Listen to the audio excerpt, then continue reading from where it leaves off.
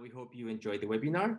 So now just a very quick introduction on the speaker, Manuela Pena. She's the Director of Marketing and Communication from the Brazilian NOC. She joined the Olympic Committee in 2018 with the challenge of changing the image and brand placement of the organization within the national sports environment. Her work has modernized the NOC communications and marketing structures, with both teams working closely together with a deep increase on the scope of action of the comms team with an aggressive approach to social media, including the creation of the Brazilian Olympic Channel, broadcasting different sports events and programs, always promoting the image of the athletes who are the stars of the show. As a result of her and her team's effort, BOC has reached the second place in the ANOC social media dashboard with 2 million followers. Under her work with the Olympic Committee, she has also signed 10 new marketing partners and created a licensing program, generating funds to support the athletes' development. So without further ado, I pass the floor to Manuela. Hello, Gustavo. Hi, everyone. Thank you for the invitation to be here today. It's beautiful to see so many familiar NOCs online. Yeah, you just got muted.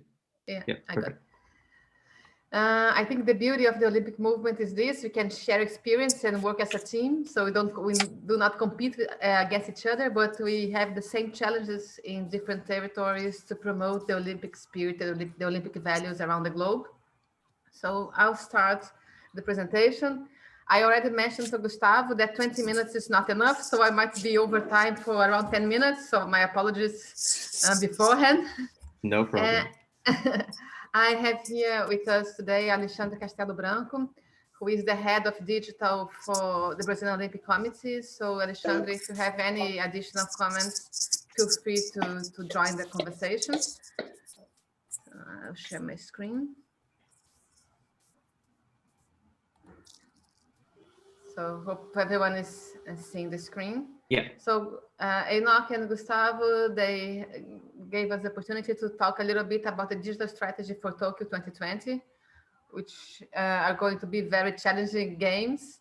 And because of all the protocols that we have to follow to protect our athletes and ourselves regarding COVID, I think digital is going to be key to promote interaction, engagement, and information.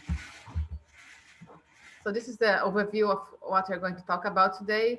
Before going straight to Tokyo, I'd like to stress a little bit about what the Brazilian Olympic Committee does in terms of digital strategy overall, because Tokyo is a continuation, let's say, or improvement of what we have been doing so far. Our aim is try to promote all sports equally. We have, of course, the top sports in the country, but the commitment of the Brazilian Olympic Committee is to promote all sports, because also Brazil doesn't want, in terms of performance, to be seen as a one sport nation. We would like to really have as many medals as possible in many different sports. And that means we need to try to help build role models in different sports, to show the beauty of all sports, and communication plays a key role in this. So the athletes are our main influencers. We are talking about influence marketing, and we have really diamonds in our hands. So the athletes, they can really reach everyone's heart, and we are using them very often to communicate our messages. And also, of course, to engage with the fans. As Gustavo mentioned, we have almost 3 million fans altogether in our social media. And we know, every one of us who work with social media, we know that numbers of followers, they don't mean anything alone. We need to have engagement and interaction. In order to also to achieve our goals, we have lots of stakeholders and partners who help us spread the message and reach different audiences. So this is key as well, to turn your stakeholders in brand ambassadors. So that's what we do all the time. We have, during the pandemic last year, so the beginning of the pandemic, we have launched, figure out that we should have an own streaming platform. It took us 6 months to develop the structure and the project, to find the best partner for it. And in November last year, we have launched the Canal Olímpico do Brasil, which is our streaming platform. And that is going to play a key role in our strategy in Tokyo as well. So through the Canal Olímpico do Brasil, we are going to share our content and give the fans the opportunity to see behind the scenes. Of course, we don't have rights to show the games, but we can show our content. And something that everyone has to pay attention at is that each digital platform, each social media has a specific profile, and we need to know exactly what they are there for to use in the best way. So that's what we try to do. We connect the content, but we produce content for each platform individually. So that's our comment. There are some examples of what I mentioned before. So when I say we are going to promote all 35 sports federations, yes, it includes snow sports and ice sports.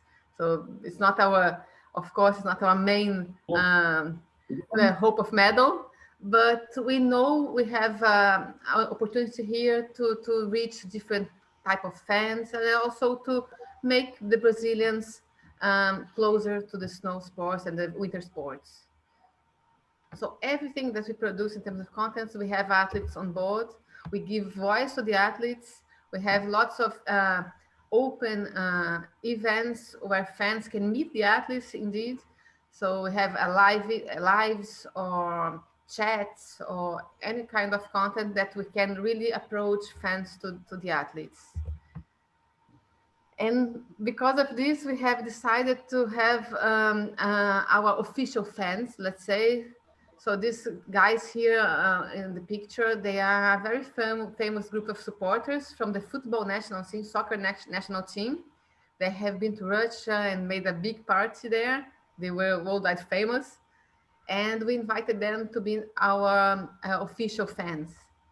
And there they are, so interacting with the fans, interacting with the athletes, composing songs to support our team in Tokyo.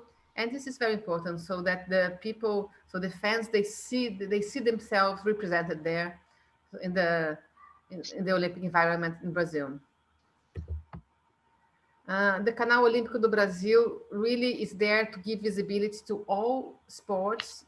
Since February, we have broadcasted live 33 events, which is not little, it's more than one per week, with over 700,000 views, almost 14 minutes watched, with an average watch time of 34 minutes. And I must tell you that it's not a huge investment.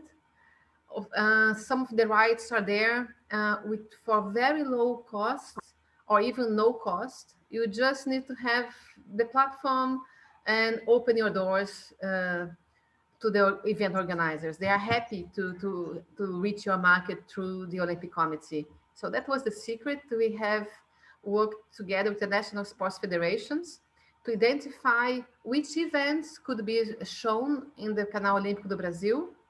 And together with them, we have approached the event organizer and the rights holders to offer the platform to broadcast the events. And it's very interesting because many Olympic qualification places won by Team Brazil, they were shown in our channel with exclusivity. So we have shown the handball team winning the Olympic qualification tournament. We have shown the rowing athlete qualifying for in the single schools. So if there was no Canal Olímpico do Brasil, there would be no one in Brazil watching our athletes in action in the road to Tokyo. And of course, also to promote our athletes and the Olympic history in Brazil, we have invited former athletes to work as commentators in our streamings. And this was great because then they became also brand ambassadors. They were really, they loved the opportunity and the experience. Some of them have just retired after Rio, had no opportunity before, and they are there again together with the fans. As I mentioned, we are really looking into each network to identify what is best and what this network can serve us in terms of strategy. We are very happy to see. I always say that people who work with sports love to be on the podium. And this was a research carried by a very well-known research institute in Brazil, who identified that Brazil was top three national, actually second National Olympic Committee in terms of digital reach. And not by coincidence, ANOC research said the same. This is a very important platform, and I encourage you all to use this platform to identify your strengths and weaknesses and to see where are the other Olympic committees. So it's a very good tool, and I thank ANOC for making this available to us. So this is the general overview. So on the road to Tokyo, the Tokyo operation, I will show a 1-minute video that was really a benchmark for us in terms of what we are doing in Tokyo. Com o fechamento dos locais de treinamento no Brasil por conta da pandemia, o COB, junto com as confederações olímpicas, viu na Europa uma oportunidade de retomar a preparação para os Jogos Olímpicos de Tóquio de maneira segura. E quando falaram que a gente realmente vinha, eu acho que quando eu entrei no avião, eu não estava acreditando, parecia que era um sonho mesmo. Aqui na Europa nós temos a oportunidade de retomar os nossos treinamentos com mais segurança e o mais importante, se sentir atleta novamente.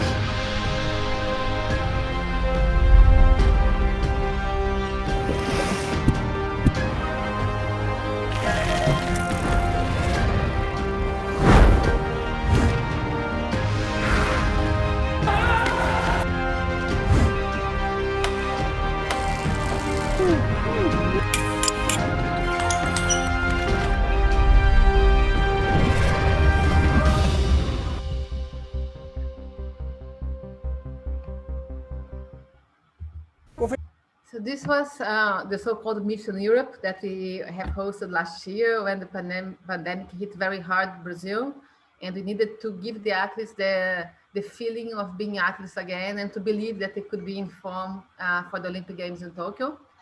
And that was very important to test our operation for Tokyo. We have sent with the athletes our communications team.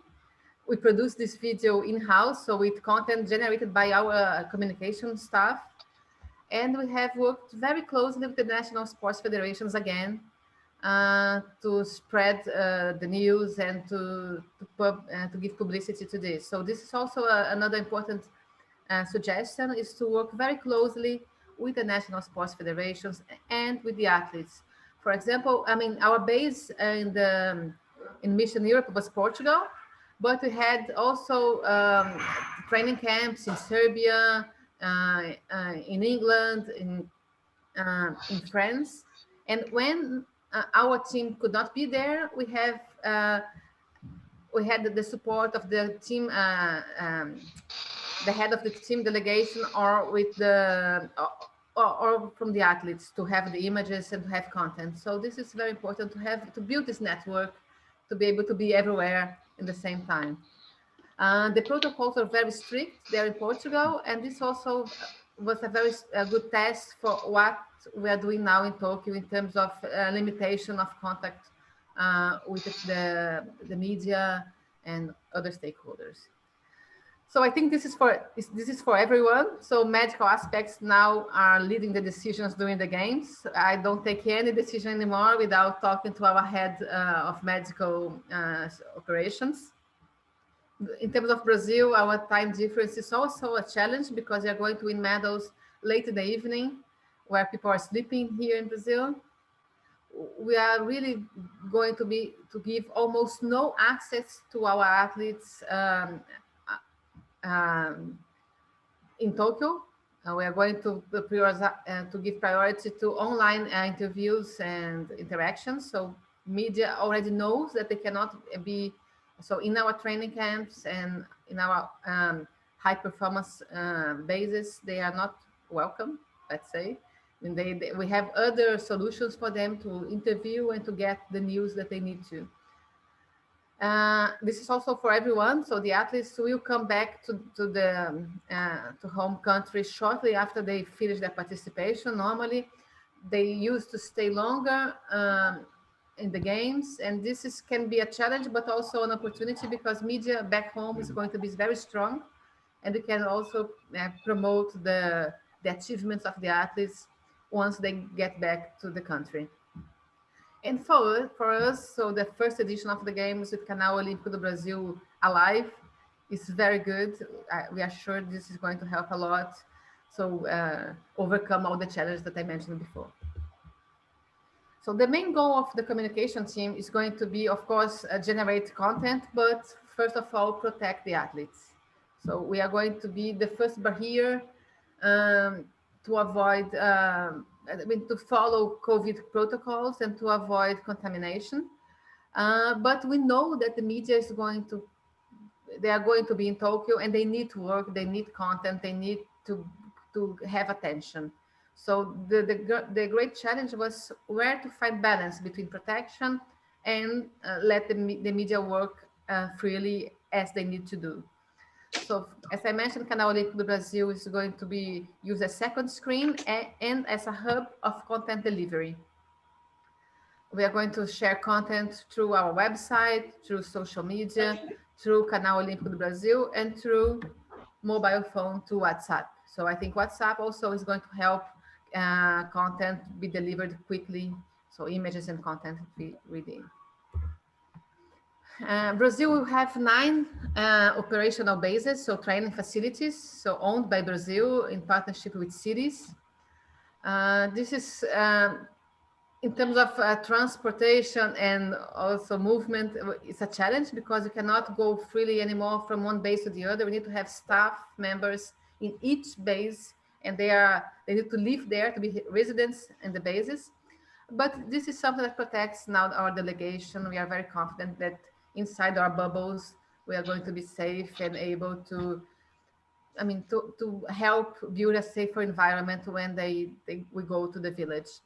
Our expectation is to have the biggest delegation besides Rio 2016, so the biggest delegation out of home with around 300 athletes, 290 athletes in over 46 sports. So this is also a challenge. We need to cover, and we have a commitment to cover every single sport. And we have been also testing this in the Pan American Games in 2019. The Pan American Games for Brazil, they are much bigger than the Olympic Games. We have a delegation of twice as big as this one. And in Lima, operational challenges were very high because of transport and the distance between the venues. And we were able to really cover all sports with very high quality and content. So this is our aim in Tokyo again.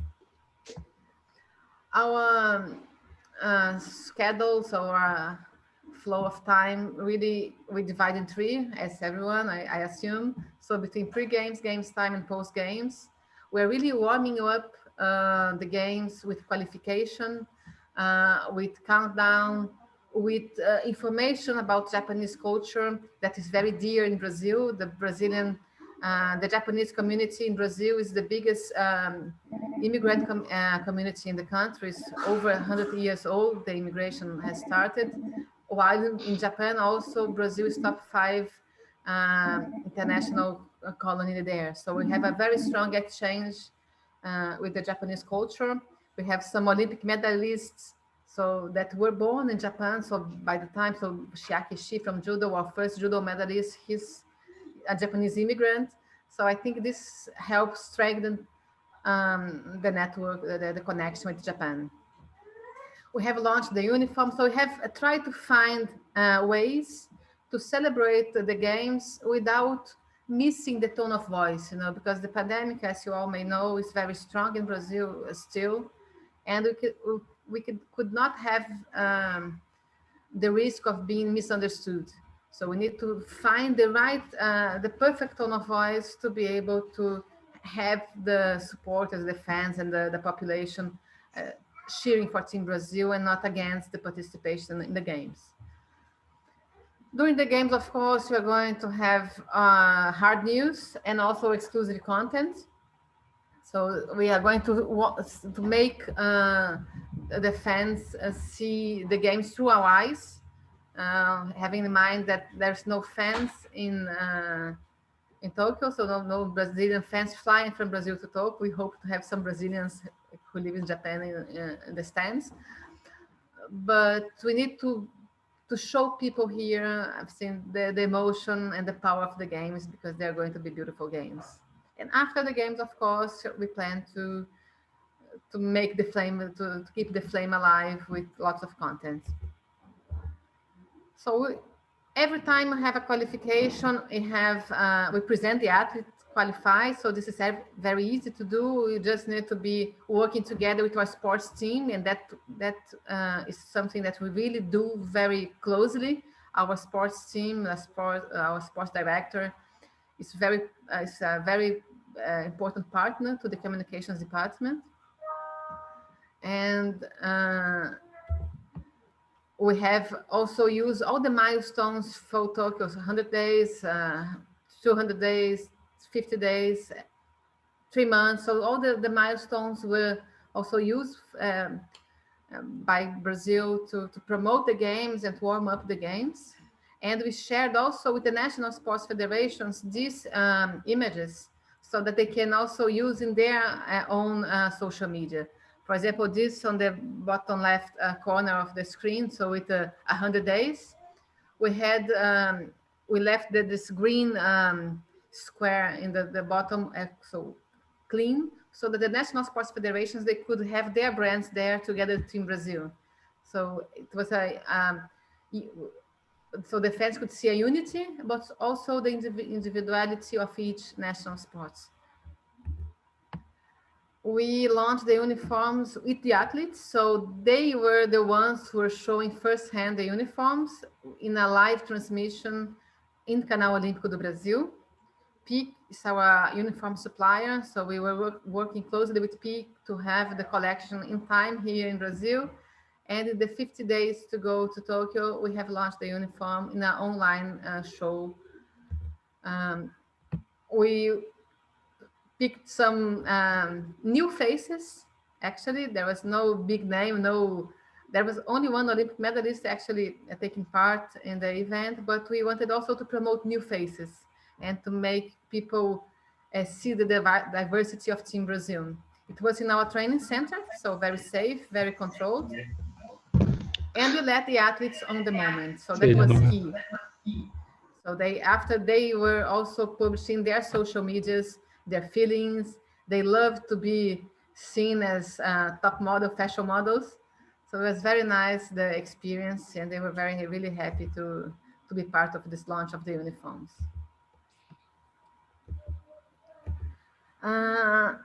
The pre-game, so we are flying to Tokyo already next week. So on the 8th and 9th of July, our communications team is flying to Tokyo, starts flying to Tokyo.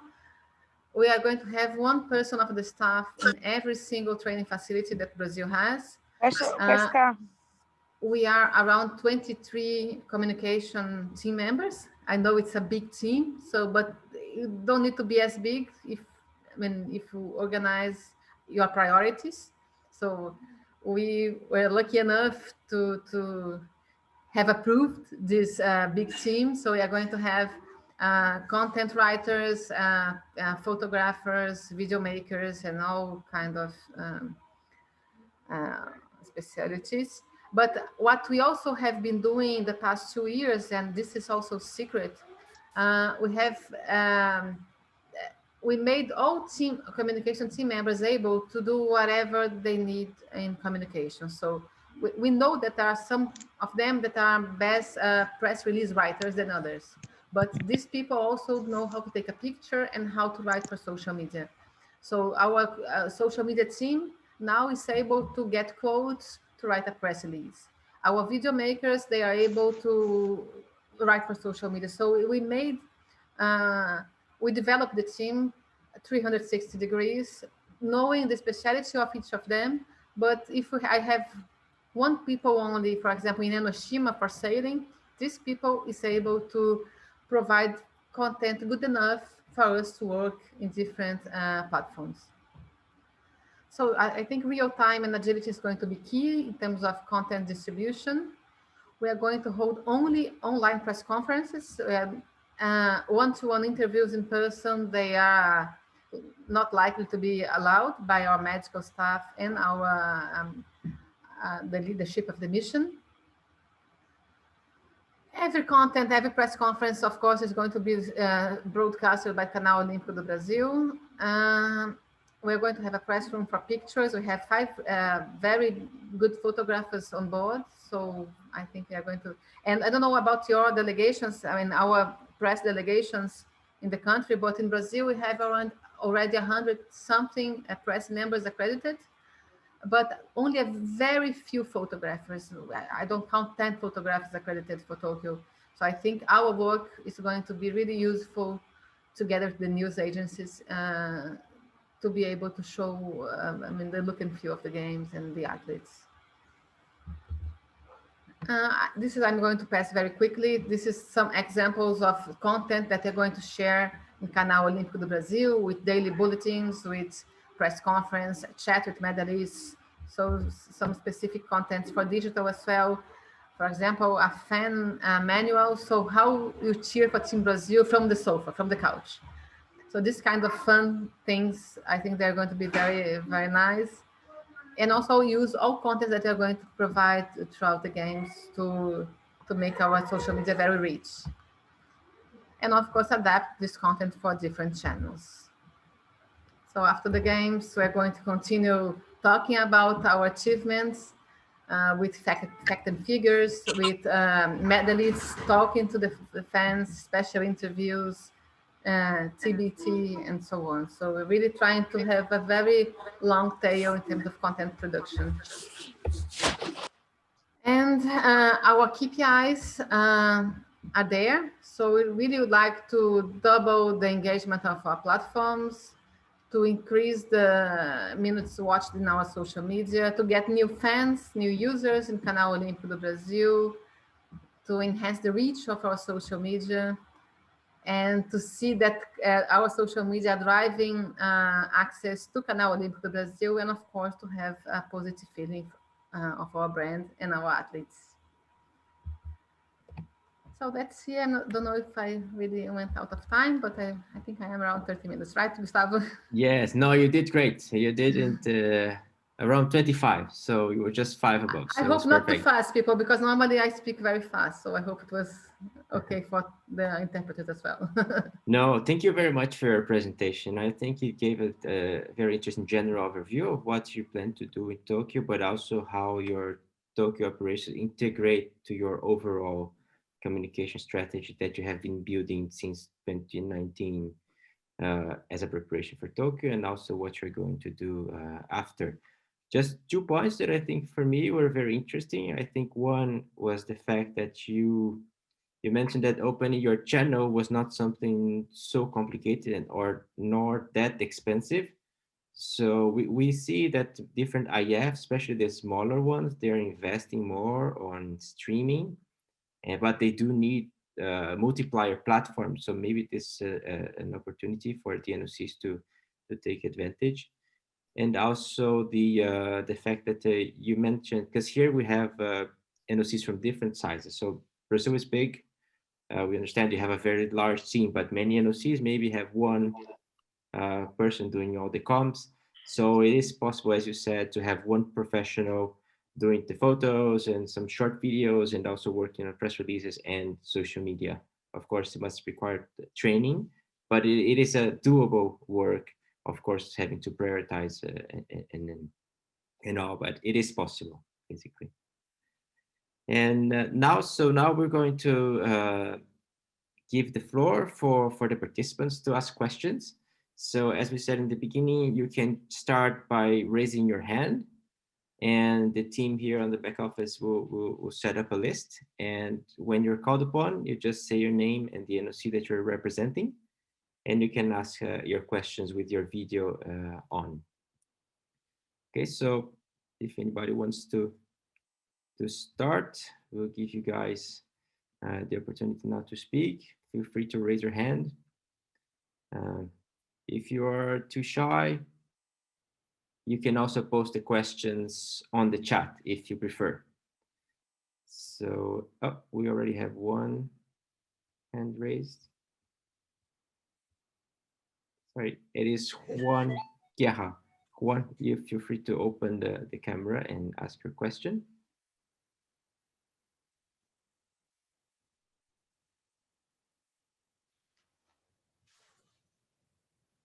Juan? Todavía no puedo prender el video. Sorry, Okay. I'm not able to turn my video on. No puedo prender el video, pero bueno, felicitaciones. Sorry, I Manuel. can't turn on my video, but congratulations, Manuela. My question is the following. The streaming that you're using will be taken to Brazil through, will be broadcasted in Brazil through different platforms? I don't know if I understood it right. I mean, I understood the question, but I don't know if I'm the best person to answer the technical aspects. But we use internet to be able to show the streaming, which is very much more less expensive than satellite. And the Canal Olímpico do Brasil is the hub to share the platform. So I think we are able to use the signal for every platform actually. And the Canal Olímpico do Brasil is only one platform, it's a website. So if you digit Canal Olímpico do Brasil in your browser, you are going to be there and see all the content. I don't know if Xande, if you have any technical comments, please help me. Yeah, hello everyone. I'm Alex from Brazil NOC. If I can just add, we have a partner here in Brazil, it's TVN Sports. They have all the structure for streaming. They have a lot of expertise in the streaming events here in Brazil. So they are our technical part, so to speak. And we also have an app for iOS and also Android. But basically our main hub, for our content and our live streaming is the website, as Manuela said. And as she said, we can receive it by satellite, which is more expensive for us, and also by RTMP, which is another cheaper protocol for us. But overall, we can receive it both ways. Thank you. So we move for the next one. And now we give the floor to Hamzi Hassan. Yes. Can you open your camera, Hassan? Yes. Hello, everyone. This is Hamza representing Jordan Olympic Committee. I just only have one question, a quick one actually. You talk about your communication plan pre and during and after the Olympics. So what is exactly your objective? And it is subjective to change during and after the Olympics, the communication objectives, I mean. No, we have only one communication objective, overall, not only for Tokyo, which is to be closer to the fans and to make our brand stronger. So in our strategy for the Olympic period, so the whole Olympic Committee as a strategy, we have one of the pillars is to strengthen our brand and to be able to be closer to the society in Brazil. So I think this is our commitment as communication team for Brazil, and this doesn't change at any time. Just a second question. You just talk about communication tools, and you talked too much about the digital media. Does your delegation have a brace like traditional media? I mean, like journalists and photographers and that? Yes, so we do. We do, and we all, as we say in Brazil, we play in the 11 positions, comparing to football, let's say. So everybody, we are there to produce. We are communication people. We know what is news, and it's only a matter of collecting the news and deciding how we're going to share it. If you're going to share it through social media, through the streaming platform, or through traditional media. Once you know what's news and who we're talking to, you just decide how we are going to to deliver the content. And Yep, yeah. I just would like to say it's a great idea to have a Google Drive for people who will not be able to attend the Olympics. That's all from my side. Thank you so much, and good luck to all of you guys. Thank you, Hamza. Nice to talk to you. Thank you. Perfect. So now we have Jason Robert. Jason, if you can open your mic and your camera. Hello? Yes. Okay. So thank you for the presentation, Manuela. My question will be, you mentioned you joined in 2018, NOC Brazil. So I guess my question will be like, what was the thought process when you join in and then start building a strategy for Tokyo 2020? I assume it will be very different compared to Rio 2016 because at the time Brazil was the host. So I just want to know, like, just a quick overview on the thought process on building a strategy. It was very challenging, Robert, because as you mentioned, after the games, at home there's always a depression, and besides, we're facing in terms of Brazil a very challenging landscape for political and social and economical reasons, and also inside the Brazilian Olympic Committee, we are facing some problems as well. So the first step was try to rebuild the image of Brazil in terms of National Olympic Committee and to gain credibility with the fans and the stakeholders. And so the first moment was really to clean the house and to be able to reach again the public with a different approach. So it lasted actually until now. I think now we are really able to say that we have a different image from the public, but that was the first step. And communication was very strategic. So if you want to, for crisis prevention, for reputation build and so on, I think communication needs to be the top of the priorities. Thank you, that's very clear. I think at this moment we don't have another raise hand, so but we do have some questions in the chat. So now I go for one from, I think it's Malaysia. What is the annual budget for the NOC Brazil to maintain the channel? This year was around 200,000 US dollars. Okay. And for everything, for technical and aspects, for everything, for rights fee and so on. For the platform, right? For the platform, the whole. Yeah. And my apologies for the baby crying behind me. It's my daughter, the new mascot of the Olympic team. No problem. So, and now we have another question. It's from Jovan Simic. Apologies if I'm not saying it wrong. How many people does your digital team for Tokyo 2020 consist of? Can you say more or less the roles and that they take? It's not fair if I say only two, because my two specialists, I have only two specialists in digital, but I have a 23-person team. So my team of digital people, they are 23-person. So that's the only way I see my team, as a multi-skilled communications personnel. Good. We have another one now. It's from Itanya Wiggins.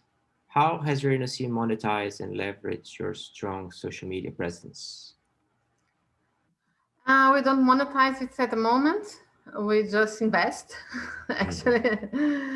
But I think we are, I mean, or maybe yes, we do monetize, because when we see that we have 10 new sponsors with us and they are using our social platforms to communicate their brands as well, I think that's how we are monetizing the social media.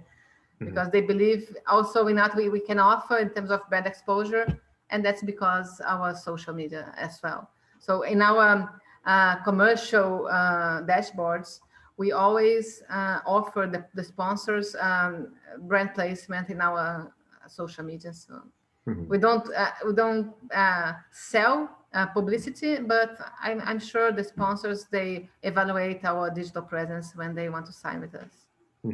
Yeah, if I can add this, I think the whole initiative on the social media investments from ANOC side came from the Marketing Commission.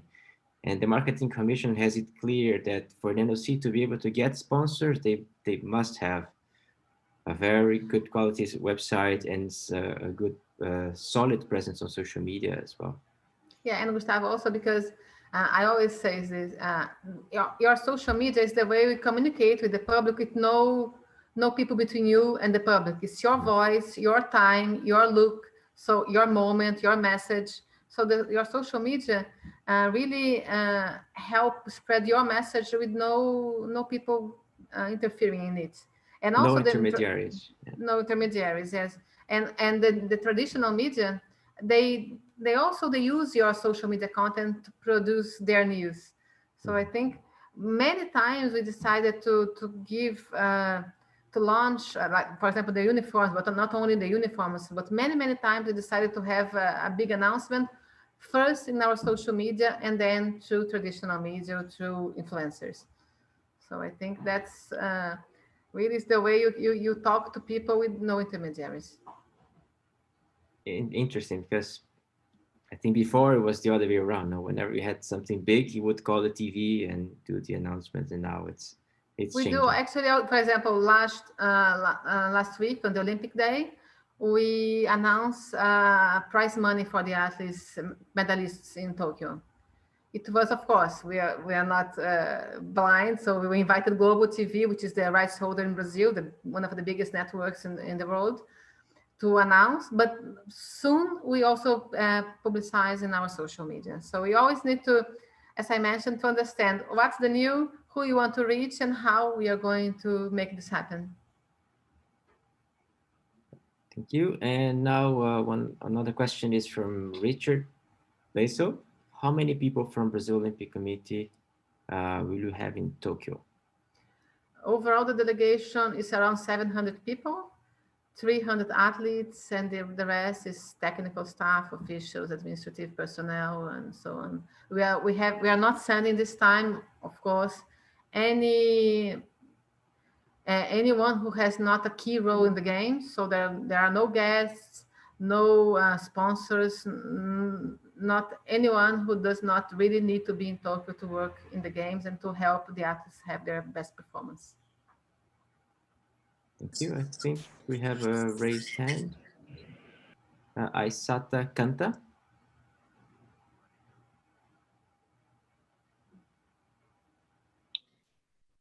C'est Aisata Kante. Kante, sorry. Bonjour. Hello. Hello, bonjour. Merci, Manuela, pour la Thank you very much, Manuela, for this presentation. It was really so enriching. But I have a question. I would like to know why you suddenly thought of this channel, because we have social media like Facebook, Twitter, Instagram, who also are very useful for the fan contact. So that's my question. With the stream platform, we really wanted to show the events live, because the Olympic Games, they happen once every 4 years, the Summer Games, but the Olympic athletes, they are there every single weekend. So we don't, I mean, to share content, really, we use the platforms, we use the other platforms connected to Canal Olímpico, the streaming platform. But the main goal of the Olympic platform, our Olympic streaming platform in Brazil, is to show live events. And for this, we really have partnership with the other platforms. For example, Facebook was very happy to partner with us to promote a tennis event, for example.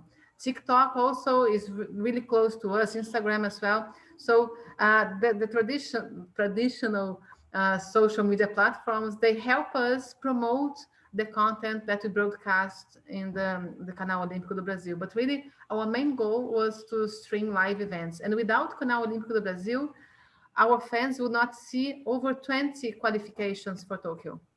So can you imagine? We have 20 athletes qualified, 20 athletes and teams qualified for Tokyo with any single TV network show in Brazil. Mm-hmm. But thank you Merci. for, yeah. Thanks a lot for the answer. But also you do have the partnership because you build a lot of production behind, right? So you have, as you mentioned, the commentators and the athletes that you invite, And sometimes you have cameras on site doing live interviews and teams on the ground. But so maybe from ISATA's point, if can they use social media to do only the streaming, the pure signal? Maybe that's a possibility, you know? I don't know. Yes, of course. I mean, if you don't have like a platform, a built platform, yes, you can. And Facebook is really, they want Facebook, YouTube, Instagram, all the social media platforms, they want original content. They want official content. So we can really approach Facebook and so on in your country and ask for partnership, as they did with us, for example, for the tennis tournament that we have shown live. Because what happens with YouTube and all of them, sometimes they don't have the rights for original content. They don't have the rights for special content, and they know that sport drives traffic for them. So everybody loves sport. So if you don't have, I mean, budget, or you don't have the stream platform as a priority right now, kick off this movement with approaching the social media owners in our country, so that maybe you can have, especially YouTube, which is a more video platform, and Facebook, so that they can help you. And if you don't have a rights to show events, at least you produce original content, like behind the scenes. Because sometimes the traditional TVs, they show the events. Here in Brazil, we have sport TV showing the Olympic qualification basketball starting today. But I can have behind the scenes from the basketball team in Croatia. So this is also a balance. And we are talking also to Sport TV and to the network, the rights holder in Brazil. How can we work together? I don't have budget to buy rights for big events. It's not the goal of Canal Olímpico do Brasil. We are not competing with traditional rights holders. But we can combine with them to promote the sport. So sometimes they have the rights. For example, it happens a lot in Brazil. They have the rights for gymnastics, but they show when they want, when they have a time slot available, when Brazil is in the final. And we want to show all phases of the competition. We won't show rhythm gymnastics or trampoline gymnastics, and they only show artistic gymnastics. So we approach them and say, listen, when you have a right and don't use the right, can you give to us? Or can we show the first phase and then you show the last phase? And it was not a surprise, they said yes. Also because when I promote the content, I promoting their content as well. So you always need to be creative, you know. Don't stick to big budgets and to big formula, but watch your reality and how you could make the best to promote your athletes using this so diverse tools that we have. And I think that the NOCs have an interesting access to the content that regular people don't know, but I'm sure that they are curious, right? So what's the athlete's life in the village? What do they do on their free time, or a little bit of how the athletes are, showing a little bit more on their personality besides just the competition. So, and I think that does drive a lot of attention as well. And also, this is something, and don't think only about the big sports. I don't want, I mean, of course I do want, but I don't care that much if I don't show soccer and volleyball in Canal Olímpico do Brasil, because there are lots of networks, TV networks in Brazil that do this very often with very high quality. But I really need to show badminton. I really need to show fencing. I really need to show weightlifting, because nobody shows it in Brazil. So that's the secret. Don't try to compete with the big ones, but to go focus on the specific sports that can help also develop the sports in your country. It was very nice feedback that we received from the badminton president and National Federation president in Brazil. We have shown the Swiss Open. It was one of the first events that we have shown live. It was the Swiss Open badminton, Saturday, 7 o'clock in the morning. It was a trial, let's see. We had really a very big audience with an average watching time of 54 minutes. Oh, well. So there are people watching badminton at 7 o'clock in the morning in a Saturday. And then the president came to us, right, and saying, listen, this is beautiful. Thank you very much for the space, the opportunity. Not only we have shown our brand to Brazil, but we have enabled the coaches all around the country to see a high-level event that they have never seen with commentary in Portuguese. So for sure, this could help make badminton better all over the country. So, and this is also a commitment that we have. Because you are in reaching Brasilia, those... Yeah.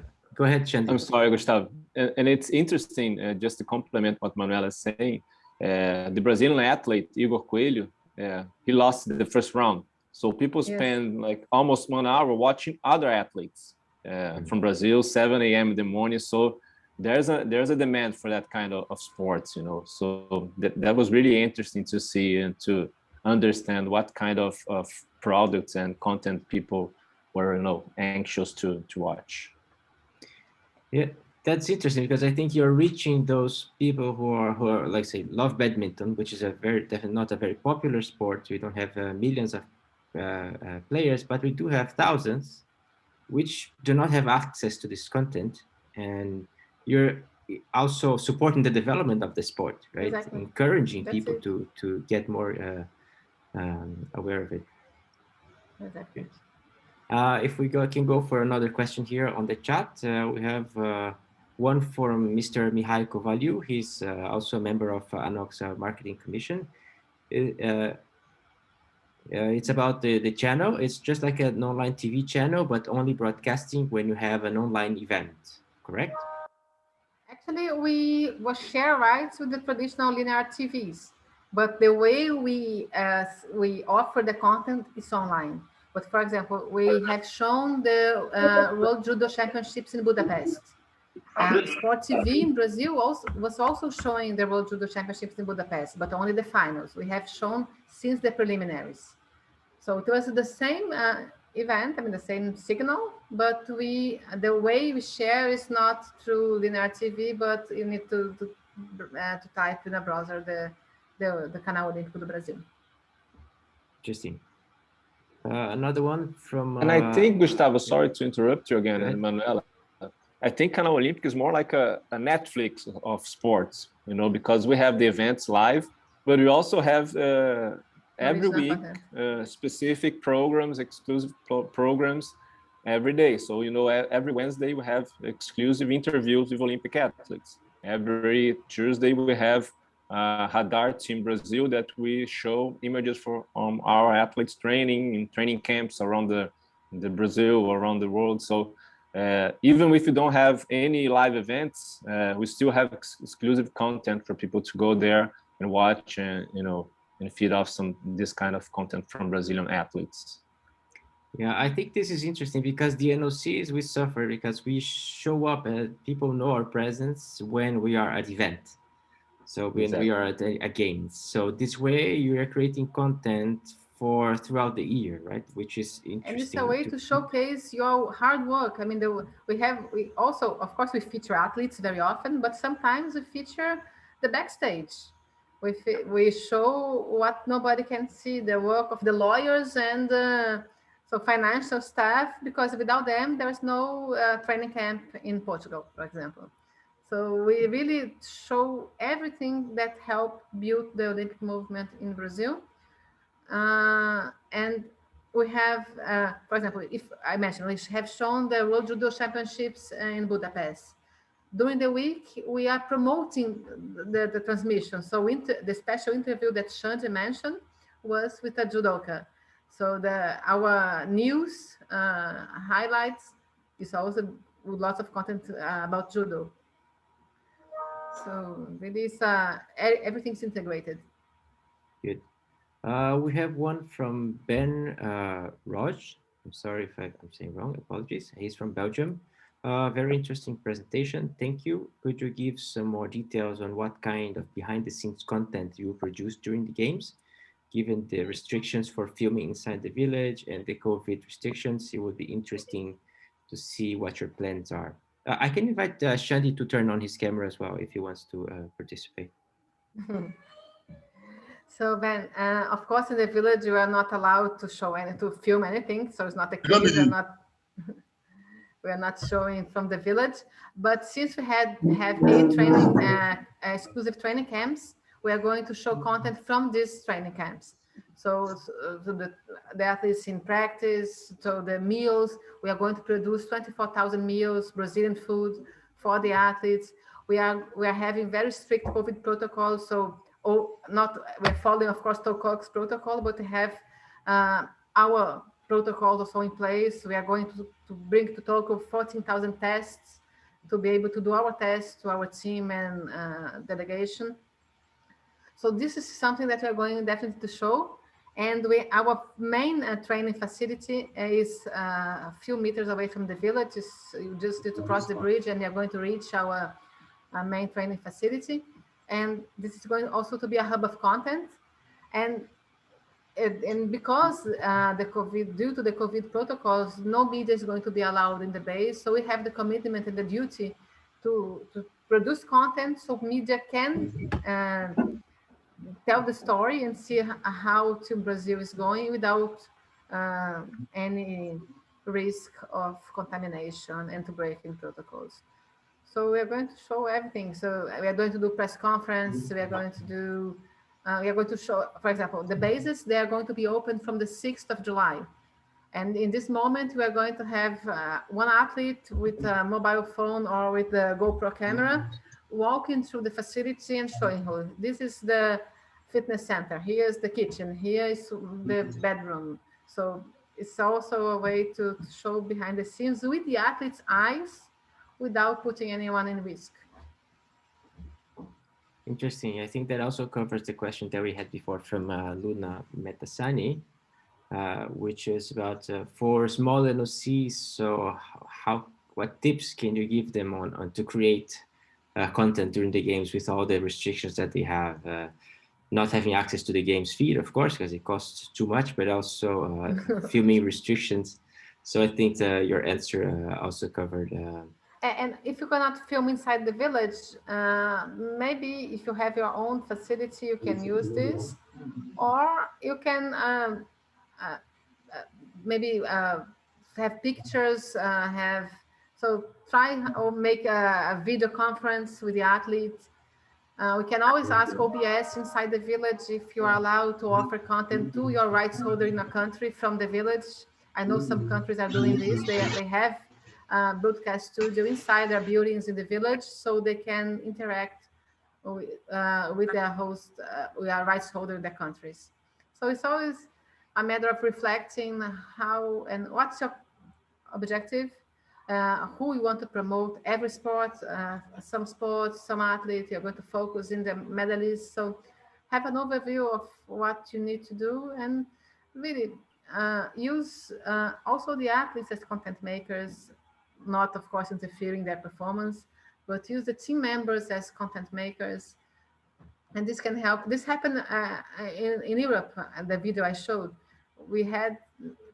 It was a 6-month mission. So they flew from Brazil in July and the mission only ended in December. And of course, I didn't have communications staff all the time in Europe. We had some weeks, we have people there to be able to cover all sports, but not all the time. So the time when we are not in Europe with the team, we ask the athletes and the coaches and officials to help us with content. So this can be also a solution. We have one last question from Lana Grijic. How many people work in your team overall and social media and the channel on a daily basis, not games, not at the games? Sorry, Gustavo, can you repeat, Gustavo? Because the chat popped up here and I was reading the message. Yes, no. So how many people work in your team on a daily basis, considering social media and the channel? God, I think 10 people. And plus one dedicated person from Canal Olímpico do Brasil, which is in São Paulo, not in our headquarters, but we have a communication team of around 10 people. For social media and the channel only? Not social media and the channel, I mean, if job description, digital, Canal Olímpico do Brasil, we have 3 people, not Xande? Xande, Mônica, and João. But of course, basically. Basically, I mean, officially 3, but I will never say only 3 people work for these projects because they are really. Yes, it's a teamwork with the comms team. We need everyone to be working for it. Good. We have reached our time. So Manuela, thank you very much for sharing this. I know everyone, not only you guys from Brazil, but all the participants are really busy with Tokyo coming up. Can you just give them a few tips, last words for their final preparation for Tokyo? Yeah, sure. So first thing, good luck to everyone. I think we all are facing the same challenges, and all of us, we are finding solutions so related to our approach to communications, to our culture, to our athletes. So I hope what we have shared with you today here can inspire solution, but don't stick to this as the only solutions. Like, find your own solution for your challenges. I think that's key. And please feel free to contact me anytime. Gustavo is going to share, ANOC is going to share the presentation. My contacts are there. I really will be happy to interact and to continue discussing with you. I think your solutions can also help us find new ways to our challenges. I will be in the Olympic Village from the 13th of July until the end. So also, if you want to say hi, I'll be there with 2 meters distance, masks, and alcohol in the hands. But yes. Awesome. Yes. Thank you very much. I would like to thank you, Manuel, again, Shanti, for the engagement as well, and all the participants for taking part in this webinar. So the webinar series will continue after Tokyo, when we will be able to see and do some more case studies, analysis as well.